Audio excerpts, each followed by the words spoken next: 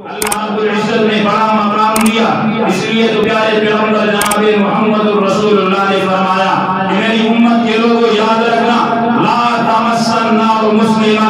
لا تمس النار مسلما رآنی ورآ من رآنی، کہ میری امت کے لوگوں یاد رکھنا جہنم کی آگ ایسے شخص کے قریب بھی نہیں جا سکتی، جہنم کی آگ ایسے شخص کو چھو بھی نہیں سکتی، جہنم کی آگ کی تپش ایسے شخص کو محسوس بھی نہیں ہو سکتی کہ جس نے مجھے دیکھا یا جس نے میرے یاروں کو دیکھا، جس نے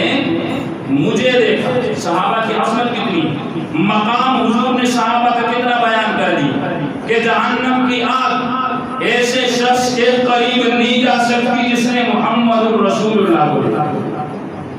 اور ایسے شخص کے قریب بھی جہنم کی آگ نہیں جا سکتی جس نے محمد رسول اللہ کے غلام کو، یعنی جس نے حضور کا دیدار کیا اللہ نے اس پر بھی جہنم کی آگ کو حرام کر دیا، اور جس نے پیارے پیغمبر کے صحابہ کا دیدار کیا تو اللہ نے اس پر بھی جہنم کی آگ کو کیا کر دیا ہے، حرام کر دیا ہے۔ تو پھر یہ دعوت فکر ہے ان لوگوں کے لیے کہ جو صحابہ کرام کی شان کے اندر تنقیص و ترغیب کرنا چاہتے ہیں کہ اگر کامیابی چاہتا ہے، اگر محمد رسول اللہ کے پاس جانا چاہتا ہے،